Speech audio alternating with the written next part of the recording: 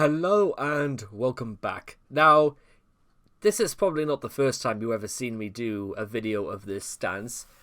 The only issue I find so far as what we can do is the fact that as much as I would have loved to have started Daniel Larson's personality from sort of the beginning, well, I think I better sort of like explain the reason why I'm going to do these articles. Now, for the most part, his chronology, his storylines, his incidents are for the most part things I've got a pretty good handle on already. So I think that for a large part, these sorts of things are a little bit redundant. Not necessarily because they're not interesting, but because I'm not really that... I think I've sort of got an idea, is that for all of Daniel's delusions, people will message him telling him to admit to do things, like the thing about him having to do jumping jacks because he thinks that the George Floyd riots were about him for some reason. And of course, we get all these incidents which are just mostly one thing after another, and what I find is a bit more interesting is sort of like Daniel-specific articles, obviously, they are what they are. They are about Daniel's overall, or rather, sort of dangerous personality. And the reason we're going to sort of like cover this one last, because you guys sort of have to understand is that, well, to say he is or isn't is quite dangerous in itself, and it's the sort of thing we have to like go into, and whether or not you want to say that Daniel is or isn't, despite, you know, him being arrested for only being evading court, is like here or there. So we're going to actually start with his sort of music career, and there's a couple of things that we thought to go into, but his music career is quite interesting. Now, the only thing I suppose I can add to this is that roughly 12 months ago is that on my main YouTube channel, I actually listened to two of his songs. I wish, however, I didn't, because at that point I had absolutely no idea who Daniel Larson was. I have since deleted those videos, and, well, after knowing of who Daniel Larson truly is, I've decided that was absolutely the best thing I could have done. So, for what they are worth, let's take a look into Daniel Larson's failed music career. One of Daniel's most pursued lifelong aspirations is to become a world-famous singer. With the help of his mentor Bob and occasional others, Daniel has been able to produce multiple songs, although most of his discography has not been officially released. As of 2024, Daniel has published 3 official songs: Roaring Thunder, and Something More, and Merry-Go-Round. I have actually, to be honest, listened to Roaring Thunder and Something More, and to be honest, from my memory about them is that they're not good. I mean, this was even the cover for Something More, taken by the world's smallest photographer, it would seem. And yeah, this isn't like a cool pocket or a baseball cap. This is literally the ass of Daniel's pants falling apart at the seams. The release of his music doesn't come without controversy, because nothing does, apparently, as it is believed that Daniel, or rather Bob, simply buy the rights to pre-existing songs. Providing nothing except for vocals, it is also speculated that Daniel has not truly written any of the lyrics to his songs. Well, don't worry about that, neither is Elvis Presley, but that's besides the point. Given his limited vocabulary, which is most likely true given that most of Daniel's non-studio recorded songs are made by managers who tell him what to say over a beat, the truth behind these allegations cannot be confirmed at this time. According to Daniel himself, it takes approximately 2 to 4 days to produce one song. The high cost of music production, in combination with his financial instability and housing crisis, has limited the amount of songs he's been able to create.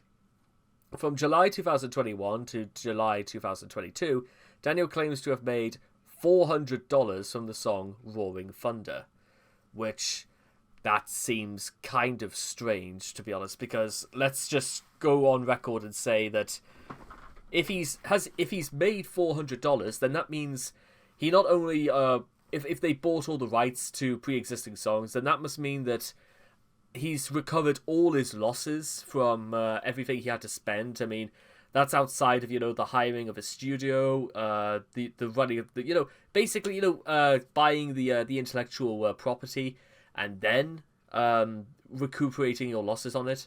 Then that means that really Daniel would have been in a hole long before before Rolling Thunder ever came out. So let's assume, if this is anything to be believed, that $400 is technically what he's made either in profit, or that's just the first $400 he's actually been able to recover from what he's done. This is presuming that Bob has not took a cut, which I don't really know if Bob would, but to be honest, he would be in that position. So this is the thing about this, is there enough evidence to suggest that there were other things he had to pay, or is $400 literally all it took because the beats that they bought were so cheap, which basically meant... In fact, to be honest, I'll give you a good metaphor for this. Now, first of all, I had to take my mirror down for this video because, as some of you guys might know, the mirror being on this wall is so notoriously bad for reflecting a lot of the light and creating this sort of this almost sun glare that in my back mirror. But what you might notice, ladies and gentlemen, is that $400, even for everything we've discussed, is still pretty light. But it's a bit like, take what I've got in this room right now, just on this back wall. I mean, you might not know this, ladies and gentlemen, but actually, I got burgled a couple of days ago, and all I have left in this room is what the thieves left behind.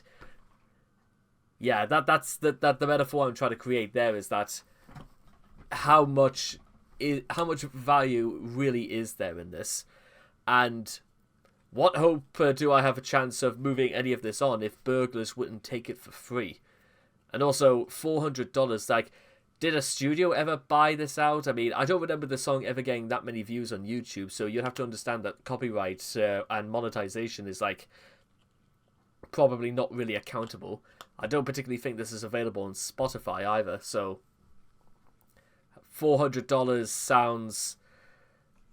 I might possibly even have to check the references for this, because I really would like to know where they came up with this figure from. Anyway, Daniel has claimed multiple times that he is a world-famous singer. Well, claiming in an interview with Monkey Man that he had 800 million to 1.2 billion fans of his music. That basically would put Daniel almost in level with the likes of Taylor Swift, but obviously this is being completely untrue, because if it were true, it would mean that 10% of the world's population would know who Daniel is, when they obviously don't. Or rather, they know Daniel for all the wrong reasons, I should say. According to an interview with Luke, Daniel genuinely believes he is a world-famous singer, mostly because he is regularly recognized in Denver, Colorado. Luke says Daniel does not understand that he is infamous and no one genuinely likes his music, mainly due to his delusions. Now we actually move on to his musical prowess, his methodology for songwriting. Most of Daniel's songwriting output has been him singing over lyrics that are, more often than not written by him. So this is the Chris Chan and the Hedgehog Boys approach we're going for here. Can't beat the old put as little into it as you can. Before any of his official musical releases, most of Daniel's songs were written by Daniel himself, and with most help coming from managers, although their quality easily falls flat compared to his studio recorded songs. Daniel has written only a few truly original songs, but the results are riddled with multiple issues. Most of Daniel's lyrics appear to be somewhat autobiographical. The lyrics of Something More showed, although small, insight on Daniel's thought process and struggles with schizophrenia, with its most quoted lyric being, "I'm surrounded by people I don't see." That's actually relatively concerning, to be honest. In his song Grace and I Freestyle... Oh god, he did a freestyle? Good lord, just end me now if he did a freestyle. Daniel sings about his desire to date Grace Vandervoort, what a shock, and have sex with her even though at the time of release she was still a minor. What a shock. Daniel is is the P word. That doesn't surprise me, but it's still, yeah. This song very well aligns with his unbridled lust for her, and funnily enough, the most repeated lyric is sex. Okay, so how did Gary Glitter here literally not face any repercussions after this is one of the things will be lost to the annals of time. Secondly, Daniel shows an inability to understand the mood or context of songs. That's pretty big. A good songwriter uses lyrics that reflect the music and paint an emotional picture, which Daniel is incapable of. I mean, yes, absolutely. I mean, just, you have to understand, guys, is that I've basically been doing music in terms of like analyzing and interpreting and doing all that fun stuff for 6 years now. Music, actually understanding the music business is something I know quite well. And do you think something like Kiss by a Rose would work nearly as well if the beat was like something akin to boom, boom, boom, I want you in my room? You know what I mean? You've got the theme has to be consistent and the lyrics have to roll with the consistent theming. It's as simple. It's not rocket science.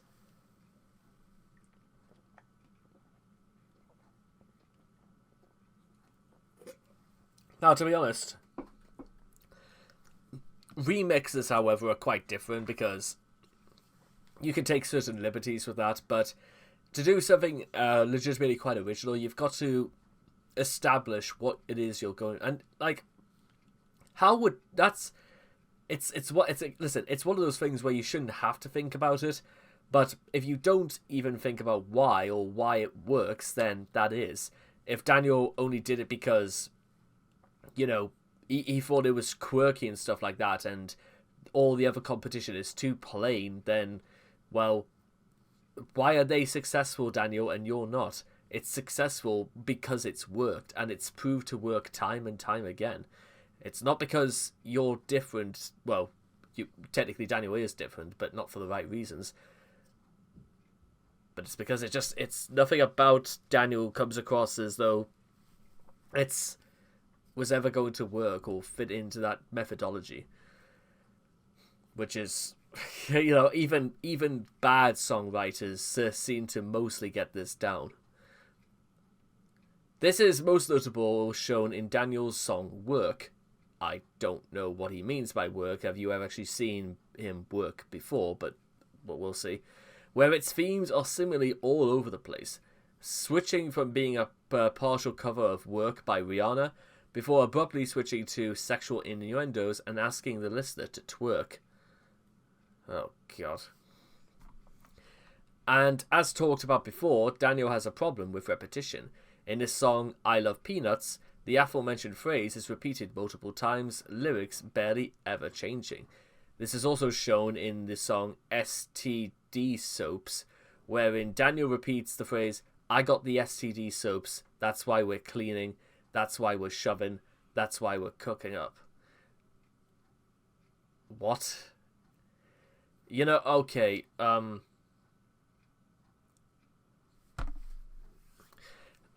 be honest, listen, there's no real issue with songs with very repetitious lyrics because, well, the song Get Lucky by Daft Punk is a song that I've grown to hate very, very slowly over the years, but it works. There's no denying it works, but that's just because it's consistent. Daft Punk has a long track record for making successful music, and hell, there's even songs that go on for nearly 10 minutes that are incredibly repetitious. In fact, I'm going to actually do something a little bit unprecedented because I don't necessarily want to bring up, like, play any music in the background. I will just I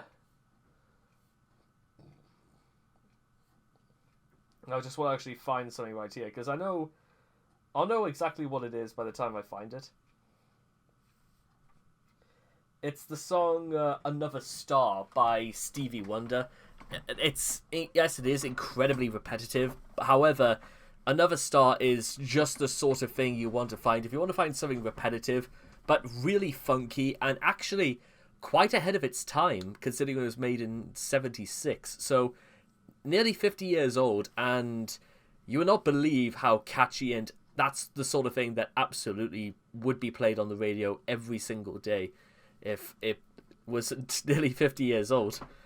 Ah, well, what can you do, eh? Meanwhile, so let's move on. Lastly, in the song Birthday Boy, Daniel repeats the lyrics, "I'm a birthday boy, I'm just working all day and working all night," which is quite ironic as Daniel has not worked a day in his life. Along with the lyrics, "It's the start of my birthday celebration." This would be fine if the instrumentals to Daniel's "Sang" over weren't so repetitive, and if he actually changed up the lyrics once in a while. Yep, even the song Birthday by the Beatles actually manages to get the job done much more effective. You should check that out as well, because Birthday is a very underrated Beatles song. It's a little bit later into their career, but you know what? They get the points down fantastic, and it is exactly what you think it might be. Even more, Daniel's attempts... well, actually, getting back to that for 1 second, what is wrong with, like, Phil... why do I keep calling him Phil? What's wrong with Daniel just trying to keep things a bit simple, but just... why can't Daniel do something akin to the Birthday by the Beatles by literally just having it go...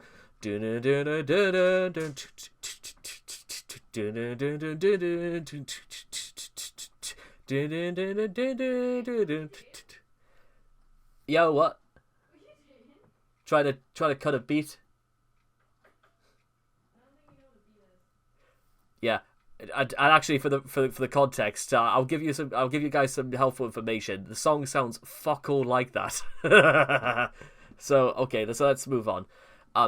Even more, Daniel's attempts at figurative language fall flat in Gang Life.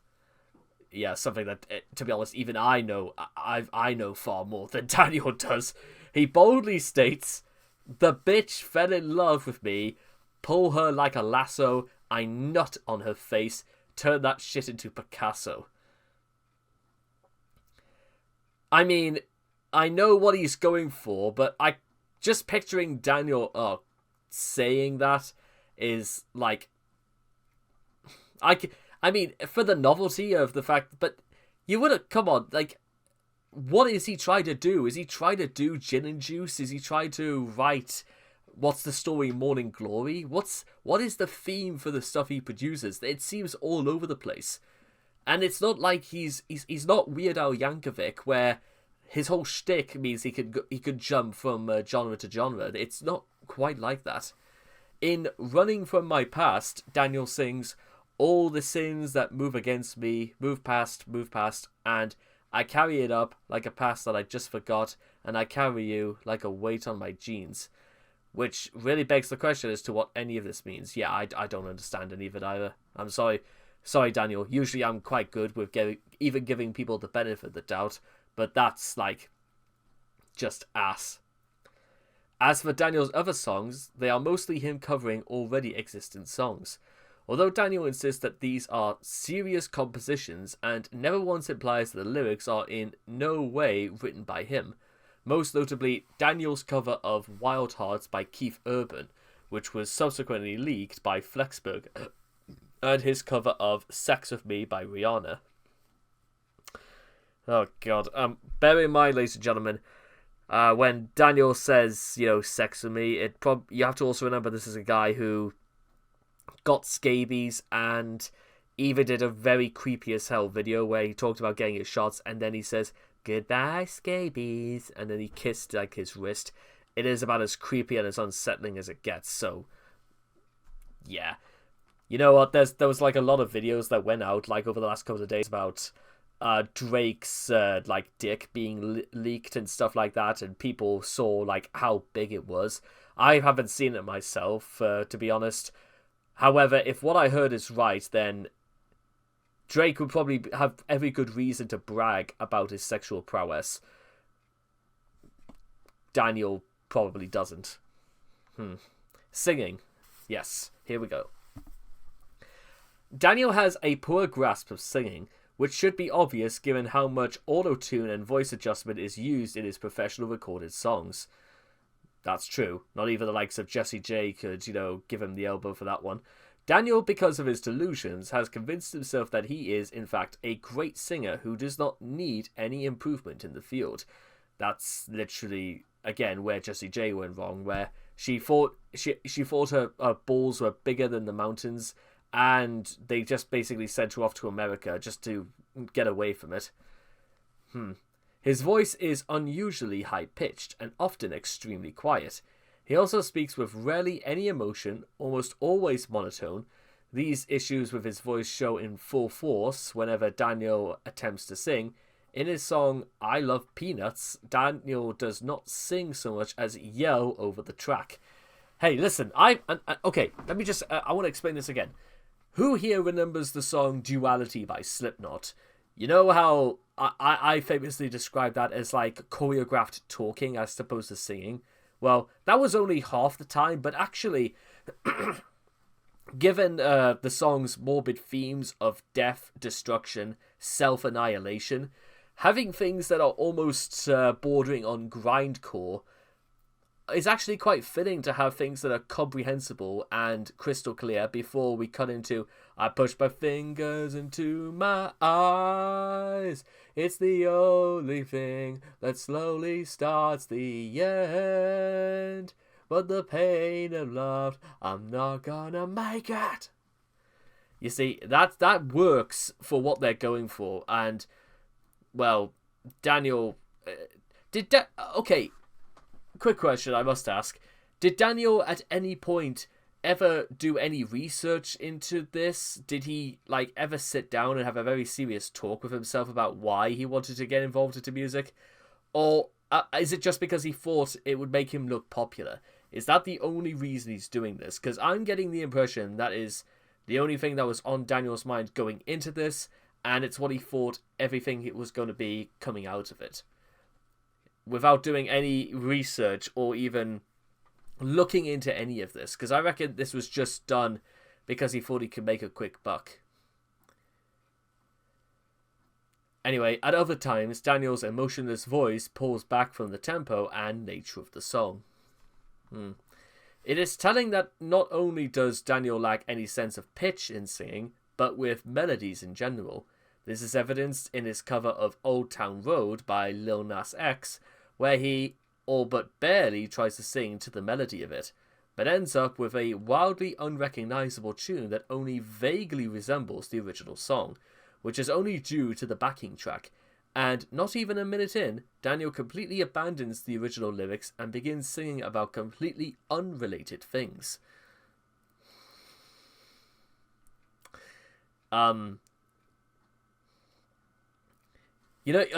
just to give another example is that anyone who knows the actual full release of Down With The Sickness by Disturbed will know that the third verse is literally just what sounds like some creepypasta where a guy is crying out about not being attacked by his abusive mother. And the reason why it only works for there is that, again, it sort of fits in with the theme of the song, but also it's such a wild departure that it almost gives you the impression that everything that went into the making of Down With The Sickness has all been rooted to the cause of violence and childhood trauma. You should check that out, by the way. It's actually rather compelling for what they do, because no, you don't really hear anything quite like that ever being done, not even in metal. I mean, there's a lot of metal songs out there that talk about childhood trauma, parental neglect, parental violence, but Disturbed go full force, and it fits suitably enough, but it's still very, very avant-garde and very of its own, which is the sort of thing that probably it would make the only thing about Daniel's stuff stand out, apart from its general lack of quality. But I don't know. I don't even think Daniel could even do that.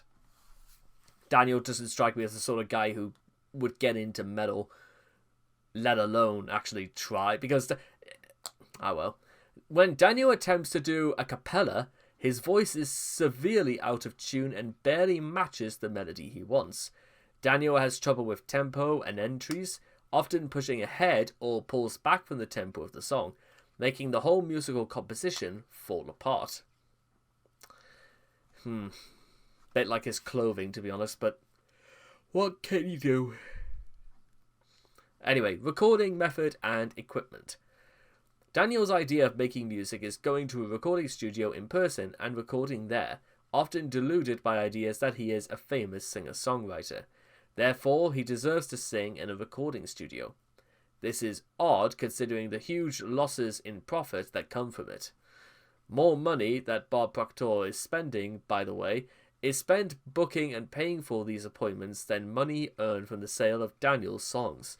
So, basically, Daniel is costing Bob hand over fist every single time they go through the door. So, this... and given, again, Daniel's lack of talent, it's no surprise why they are only, like, trying to make, quote-unquote, $400. Stuff that I have issues with anyway, but whatever. We've discussed that before. Which Daniel does not seem to understand at all. Demanding this setup apart from others, Daniel is seemingly unaware of the incredible leaps and bounds that music recording has advanced and hasn't noticed that there are plenty of good multi-track sound editors available for free, and that going to a recording studio in person is not necessary at all. Even when Daniel does not record his music at a studio, the quality is abysmal, as Daniel uses his phone, which are often cheaper models for less than $200, to record himself singing. It's about as cheap as it gets, even though it's extremely easy to record and make music on your phone. This is true, actually. I mean, I don't know if Daniel ever uses like GarageBand or literally tries anything else, but there are ways of doing this. Or even Vocaloid. There is always a huge quality loss when Daniel attempts to record on his phone. The audio being extremely hard to hear, most notably seen in Running From My Past, where Daniel is barely audible. The sound mixing on these songs could also use some work, as at most times, the instrumentals and backing tracks are always louder than Daniel's own voice. This really is amateur hour we're coming across here. Thank goodness I gutted those videos I did of his music. New album. Daniel has recently claimed to have 2 rap songs coming out in the 2024. He has also stated that in March of 2024, he plans to release his debut album. Yeah, that's probably not happening, although many in the fandom question the validity of these claims, as Daniel seems to be adamant about this. He has even sent a warning that if you release music on the same day he does, he will put you into financial ruin. Oh, you know what? I might literally just do a diss track just for that, Daniel. You've asked for it now. This jarring threat by Daddy seems to be untrue, as he isn't signed to a record label, is only able to put himself into financial ruin, and currently his Spotify account has been hacked by some trolls, so he can't even release on an album anyway. Bad, Daniel. Most notable songs. While he has released many songs, Daniel's well-known songs are Roaring Thunder, released in 2021, and Something More, released in 2022. Both of these songs were financed by Bob Proctor, having been professionally recorded in a recording studio. These songs are of vastly better quality than any of the other songs he's released, mainly due to the fact heavy amounts of autotune and voice tuning were used on Daniel's voice to make it sound far better than how it usually does. And okay, so on July 15, 2021, Daniel released his first studio recorded song, Roaring Thunder, which was financed by Bob. It has cost him up to $2,000 and has made about $400. So there's still at least $1,600 in the hole, and even by this stage, do you really think this is ever going to like turn a profit or anything like that? Considering Daniel looks like he's about to do unspeakable things to us. And by the way, I'll just say for the record right now that I have no real memory of what this song was, so how good it can be is entirely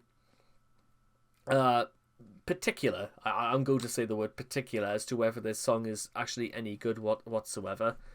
But yeah, I'm not necessarily... Oh god, even Genius went into it. Okay, so I'm definitely not doing that. Then, of course, on July 1st, the following year, Daniel released something more. It's not given exactly how much was spent on this, and I'm just getting through that. So, yeah, you may think that's a bit of a cheap cop-out, because, well, I don't... Hey, listen. As much as I said before, ladies and gentlemen, that I'm not gonna, like, give Daniel the benefit of the doubt because, you know, of what I do know about him, I'm just gonna say I am going to do even less of the extent of actually listening to his music because, trust me, he does not deserve that. So, there we are, ladies and gentlemen. That was the basis of Daniel Larson's music career, and yeah, it's somebody who has no idea what they're doing, who thinks they know what they're doing, and will only be remembered as someone who shouldn't get into this. This makes Rebecca Black look as versatile and as influential as Lady Gaga. No joking. And I hope to see all of you guys again in the next video. Take care, and bye-bye for now.